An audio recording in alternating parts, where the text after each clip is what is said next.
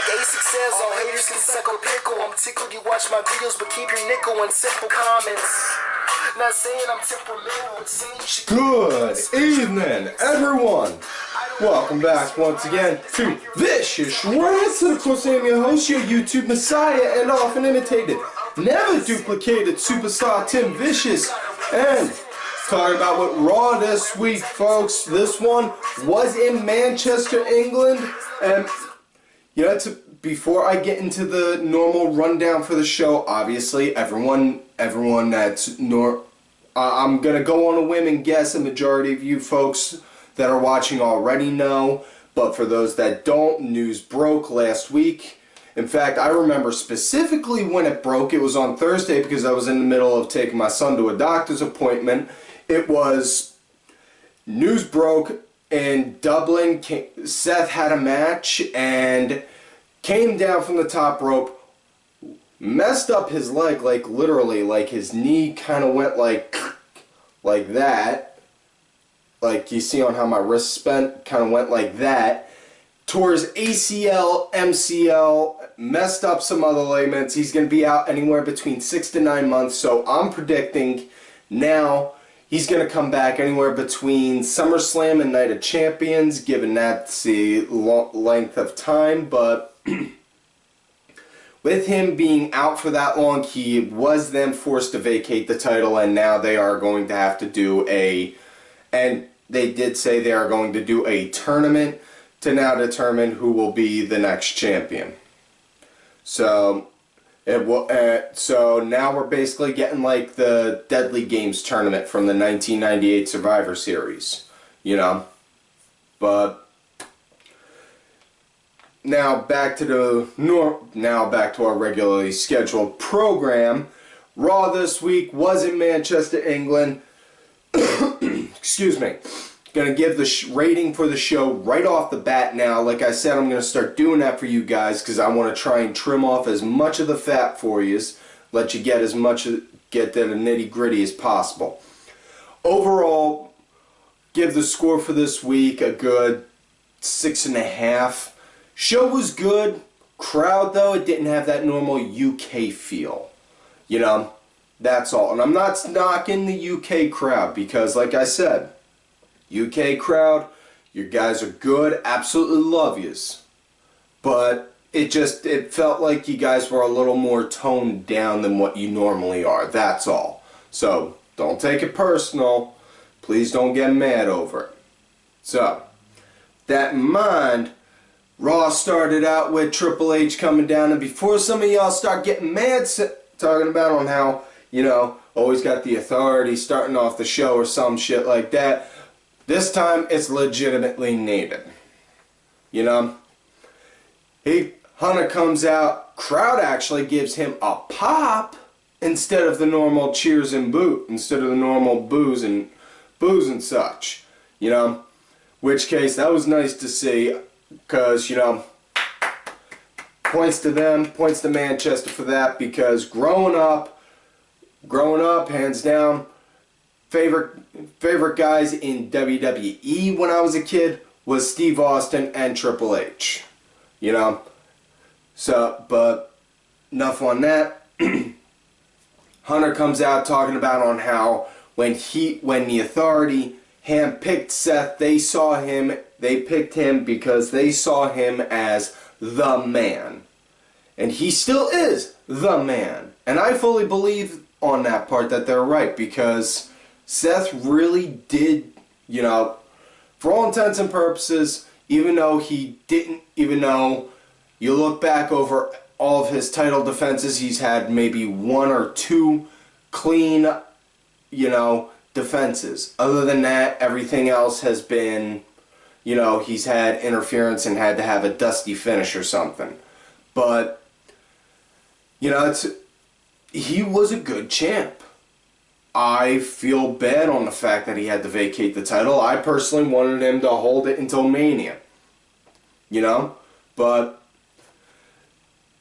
the authority, they talked about on how they picked Seth. They saw him as the man. They still say he is the man but while he's off recovering and he comes back, we need a new champion, which makes sense.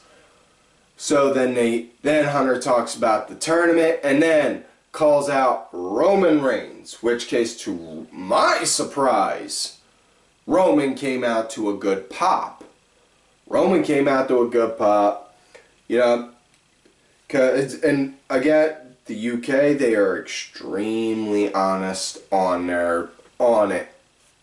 if they love you or hate you. And the fact that they popped for him, you know, that just kind of told me something on that part. You know, but Hunter talks about easy, kid. Belt looks nice, right? Be yours. Puts it, slaps it on his shoulder. Be yours. Not gonna lie. When we were thinking over who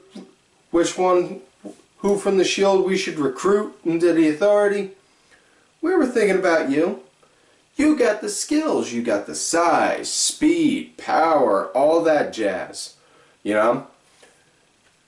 But we picked Seth. This could be yours right now. And this, we can set it up for you. You'll be made for life. Not just for your daughter, but for your daughter's daughter. Everything will be made for you. All you gotta do is just join. And that strap's yours. What do you say, kid? And then Roman says he's never taken a handout in his life. He's fought for everything he has. And no. So then that's when Triple H just looks at him and says, you know, you doing that?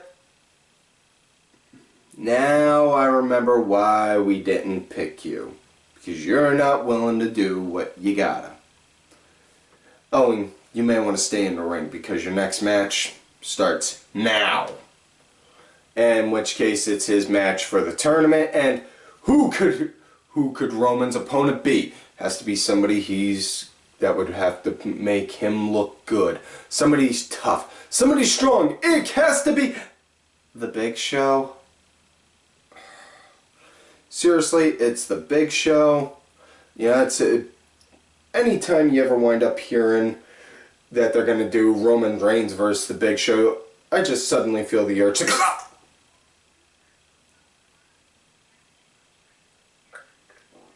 Okay, yeah. Enough with that joke now. Yeah. Show, he pretty much dominated. Show dominated pretty much the majority of the match right up until the end. It was pretty much, if you want to think about it like this, it was pretty much almost in the same kind of way it was a Cena match, you know. Bad guy dominates 99.9% of the match. Reigns came back at the end, threw out a couple shots at him. Next thing you know, Reigns got the spear and then got the 1, 2, 3. So Reigns, he's in the quarterfinals for the tournament.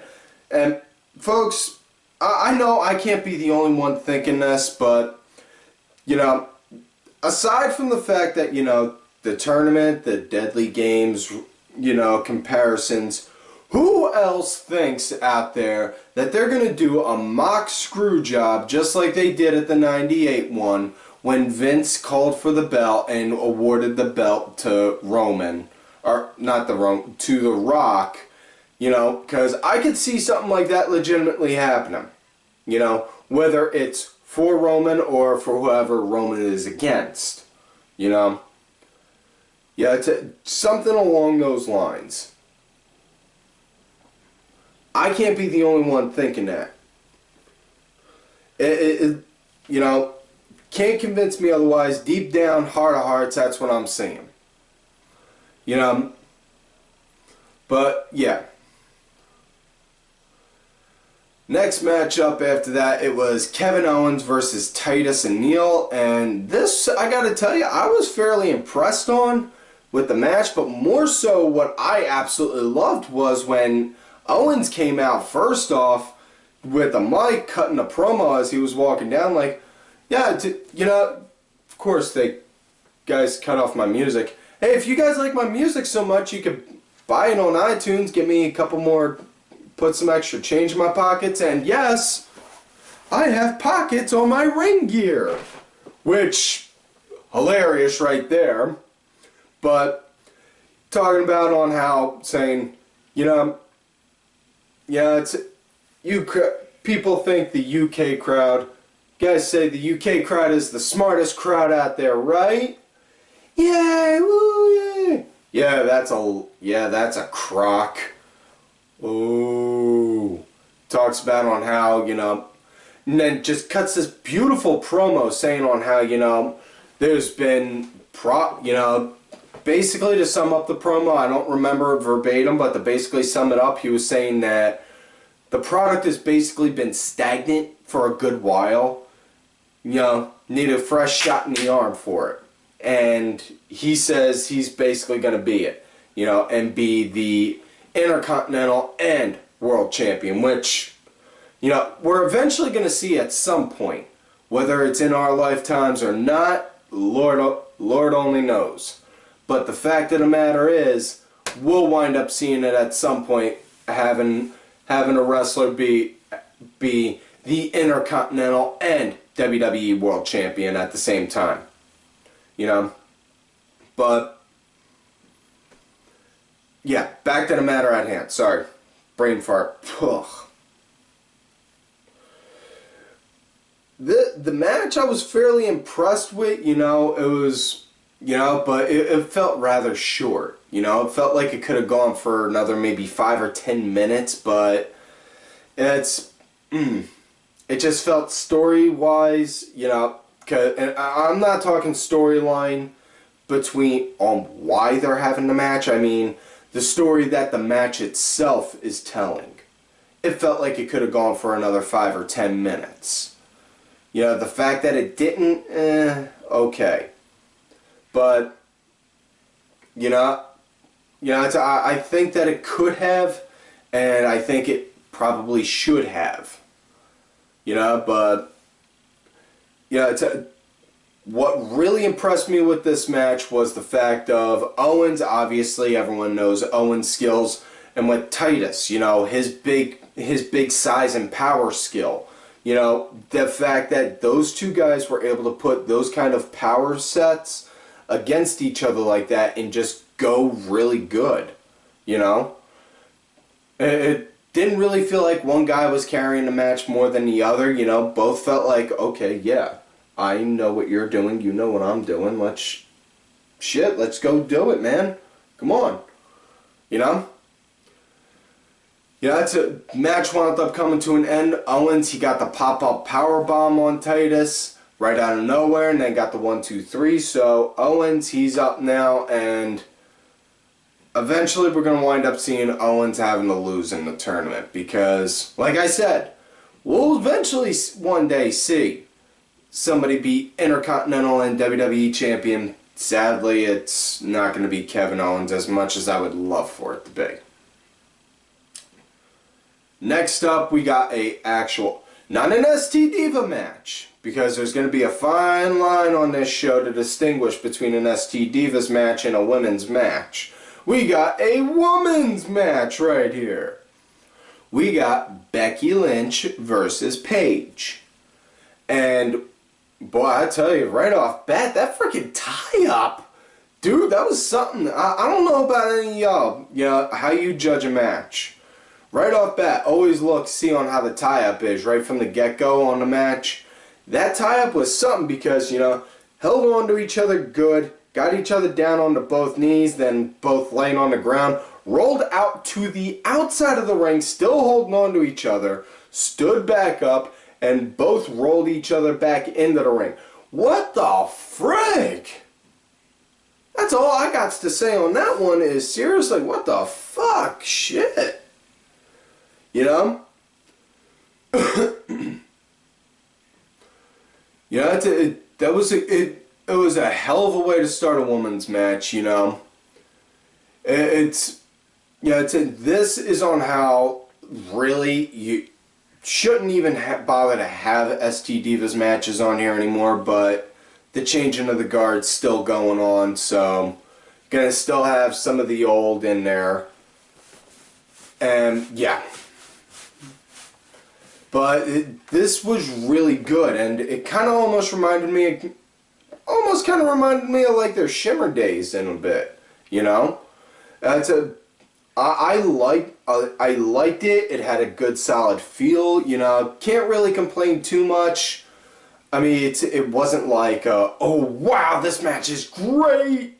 You know, I gotta call someone and tell them to watch this show to see this kind of a match. It was just a, oh shit, this is good. This is good. This is better than what the normal kind of shit you see for women's matches on here. You know, that kind. Yep. Anyway, match wound up coming to an end.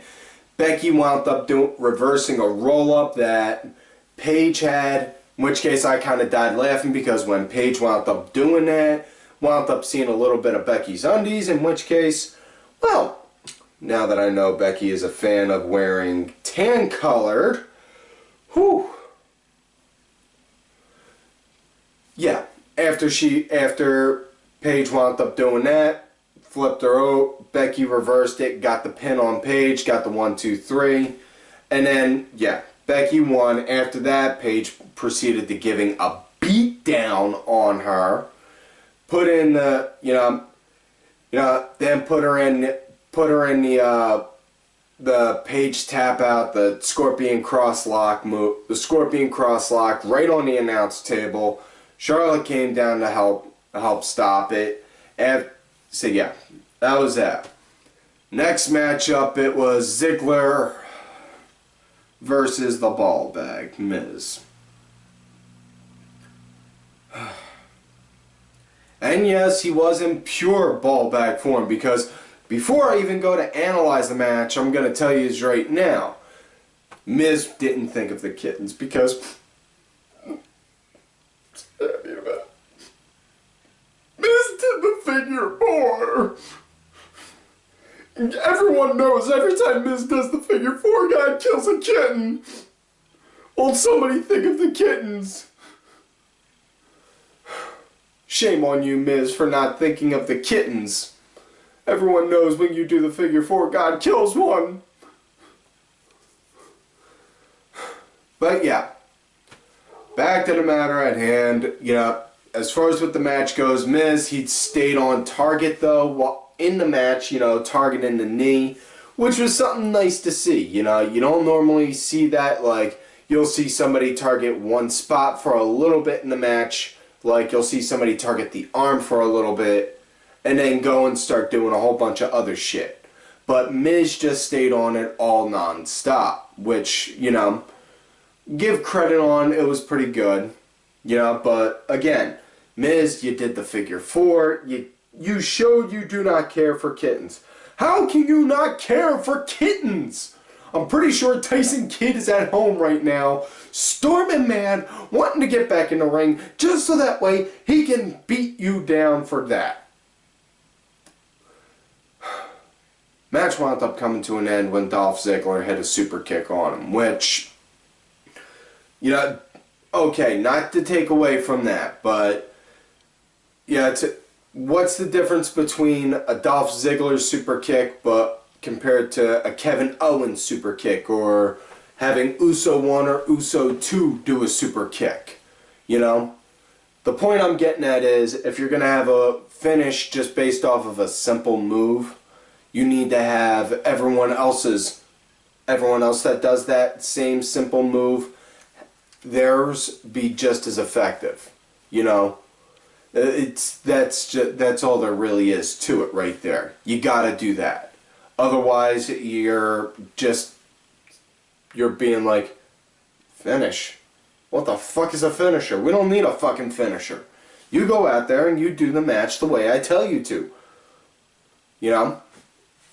That's basically on how it looks when you do that. But, so yeah, Ziggler, he moves forward into the tournament. Next matchup we got after that was Natty versus Naomi, in which case Natty's outfit, wow, Natty's definitely on point with that outfit. At Naomi, I still kind of crack up every time I see her come out, because she wound up she wound up blocking me on Twitter because I just straight out said her heel character makes her look like a hooker. Made her look like a dirty little street hoe. You know, tried to be nice, offer criticism, didn't like it. Oh well. But yeah. You know, with this one, wasn't that impressed. I mean, it just really didn't seem like anything. It didn't give that wow. That's the thing I'm saying. This match, it was just like, well, okay. Where's the angle? Where's the heat? You know? Where's the heat? You got this one fighting this one. Who's supposed to be the one that I have to look at saying, I can't stand seeing this one win. I want this one to win. Seriously? Yeah, that's my big thing. You know, that, and also Natty did a freaking god-awful version of the sharpshooter where she didn't even hook the arms and the leg in right. Not the leg, but the arms in right, the wrenching in. Well, I'm not trying to sound like I'm nitpicking and like splitting hairs, but really, if you're going to do a move, do it right. That's my thing. You know? But Natty wound up winning with a roll-up, which I'll get to that in a minute. You know, but yeah, she won, so yeah. Moving forward, next match we got is one other one for the tournament. Sheamus versus Cesaro, which this one was was really physical right from the start. You know, you got Sheamus, who's now doing that Irish brute brawler kind of character, and you got Cesaro, who, need I say more with Cesaro, you know, doing that, and yeah, that's that with that one. But this was really good. If I had to pick a match for the match of the night, I would have to say this one. You know, more so because of the fact of the way Cesaro wound up just carrying himself in the match. You know, I was really impressed. Would absolutely love to see Cesaro win this tournament.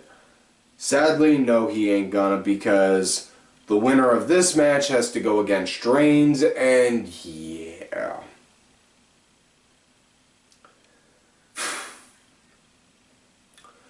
Another impressive spot in this match. Wasn't so much impressive as, shouldn't say impressive, wrong choice of words, folks. Spot in this match that made me go and look back like, oh, what the fuck, was Sheamus went to go do a suplex over from the ring onto the apron. Cesaro countered, landed on the apron, hoisted Sheamus up, fell, and looked like he fell, hit his shoulder on the apron, and Sheamus landed on that same shoulder, and saw Cesaro just kind of going easy with that one, like, you know, like it was kind of, you know, like it was a little tender, you know, like you wound up clipping it, you know. Yeah, but it was pretty alright. Barrett was ringside with Sheamus the whole time. And Cesaro, though, he wound up working that good because aside from his one shoulder being out, he just worked with his left hand, with his left arm instead, just boom, throwing out them uppercuts and just being Cesaro, and, you know, just showing pure athleticism, which is another reason why I swear the guy definitely needs a push. He can work a mic, he can work the crowd, he's got a hell of a figure, and he's a hell of a wrestler. He is a damn draw, you know? And aside from that, I don't normally say this about people, but Cesaro, you could see on him. He's got a wrestling mind. He's got a wrestler's brain. If somebody's got a wrestler's brain and they got those four bits of criteria right there, you need to put a fucking strap on him and make him a big draw. Really, you need that. That's it. Anyways, match wound up coming to an end. How the match came to an end. One of the guys from one of the football league, not leagues, but one of the football clubs over there in the UK, you know, Wayne Rooney, he was sitting ringside, and Barrett was, you know, running his mouth on him, and Rooney just slapped the taste out of his mouth like he was Chris Brown, like Chris Brown was meeting a new girlfriend. And Sheamus was watching, distracted from it, and then next thing you know, Cesaro goes and does a roll-up. In which case, folks, I want you to think about this right now. Becky and Paige was a roll-up. You know? Then, what do we get after that?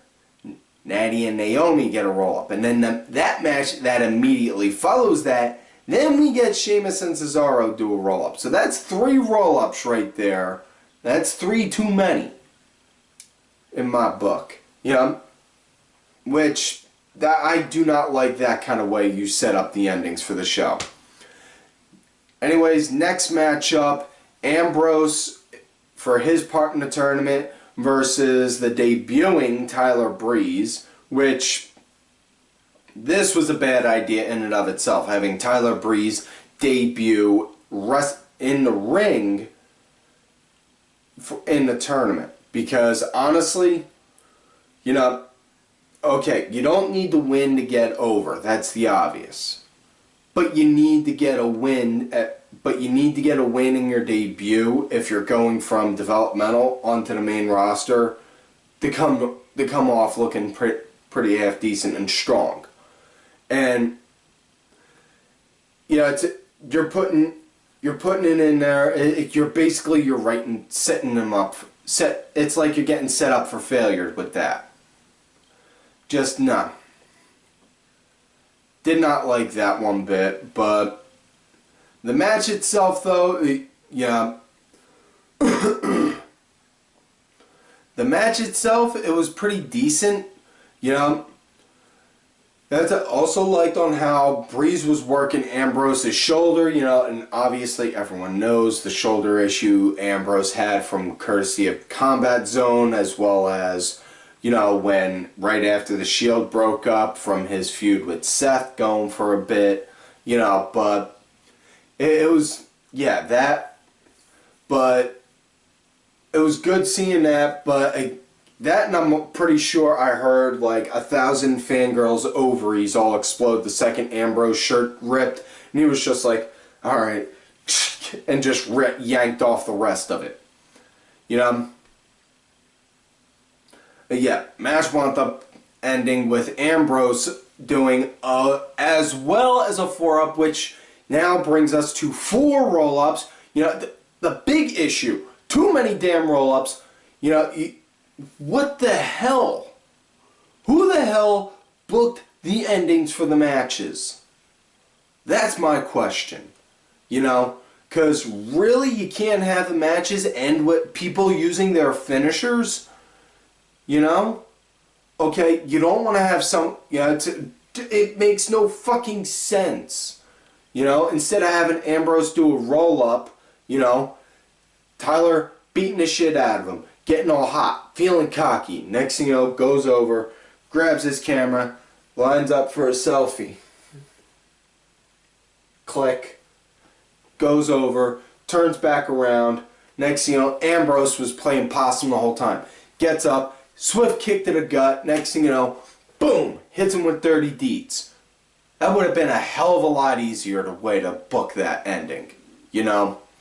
You do roll-ups when you got to make it look like it's a desperate win, you know.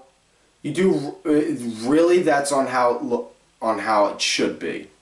You know, you do it like that though. It's like,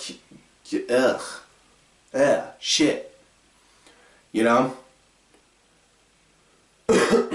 Anyways, also before we get any farther in regards with the tournament, calling it now, it's going to wind up my prediction for the finals, Roman Reigns versus Dean Ambrose, them two going at it, hard and heavy for a good bit, and then next thing you know, right out of nowhere, Triple H does just like his father-in-law did, yells at somebody to go and ring the bell. Next thing you know, ding, ding, ding, ding, ding, ding, ding, ding. We get the bell rung, and we're either going to get a Roman Reigns being the champion and be heel, or Dean Ambrose going heel. That's my prediction.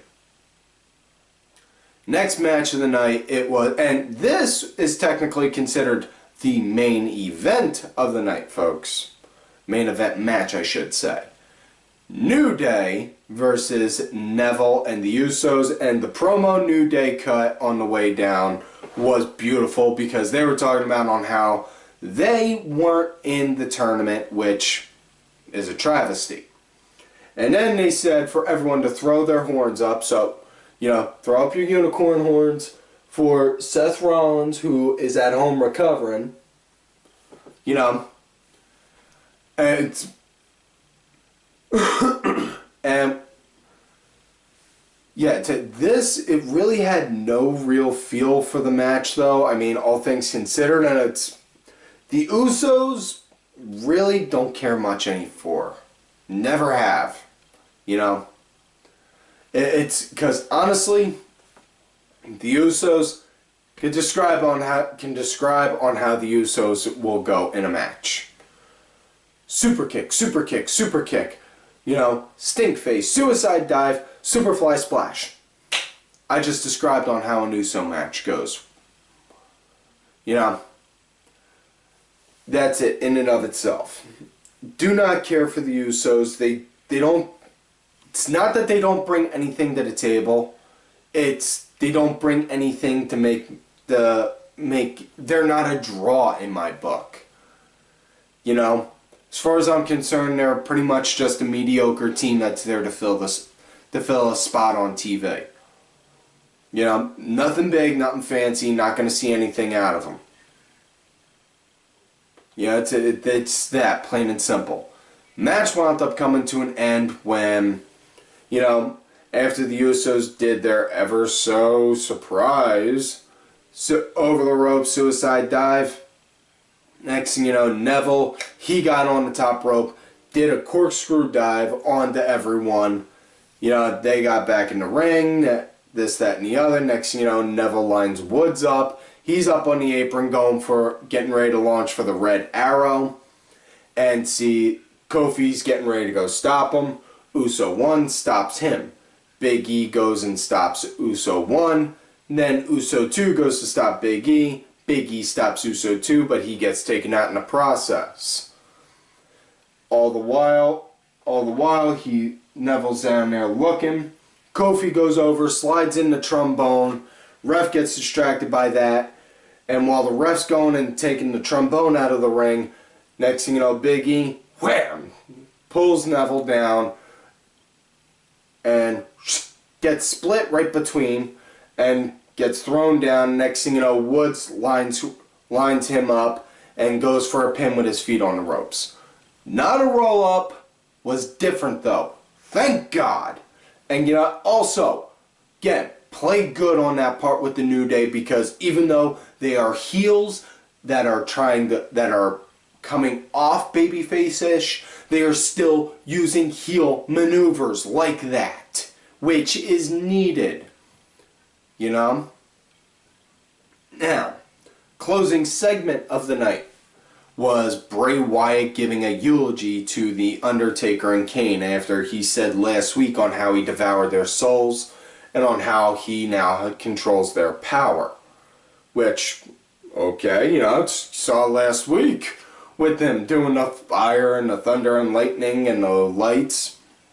That was cool. All for that. And, you know, just as after Bray talks about, you know, change is inevitable, how you accept change is on how that defines you. And, you know, talked about on how he destroyed Undertaker, he destroyed Kane, he feeding on their souls. You know, he's now the new face of fear. Yeah, and then just as he's about to tell everyone to go and follow the buzzards, boom, see a little video up on the Tron showing the Brothers of Destruction over the years, and then hear the gong, and then you just see them both come out, and man, always love seeing the Brothers of Destruction coming out. You know, that was probably one of the favorite tag teams from when I was a kid, seeing them two going. But they're in there, next thing you know, just as they're standing in there with the ring, staring down Bray, and Bray just has that look like, wait, how are you supposed to be here? You're dead! He didn't say that, but he had that look like, wait, you're dead. You're supposed to be dead kind of look. And just as they're standing there, next thing you know, you get that Bray Wyatt light go out thing, lights come back on. Wyatt family surrounds the ring. Undertaker, Kane just looked like, looks like we're gonna have to whoop some ass. Bray goes and does a run at Taker. Taker just like that. Boom. Just a straight cross. Knocks Bray down. Then they start going at Harper and Rowan. Braun Strowman stands on the apron the whole time while they're doing that. After they do that, he comes in, takes them both down, talks about on how he's the destroyer, and then next thing you know, they sit up and then go and dismantle him, and then they dismantle Bray. And then they walk off up the entryway and do that ever iconic Undertaker arm up pose. And yeah. So that's it for this week's show, folks. Like I said, show was good, Raw was good. It's just honestly the feel for the crowd, it didn't fit.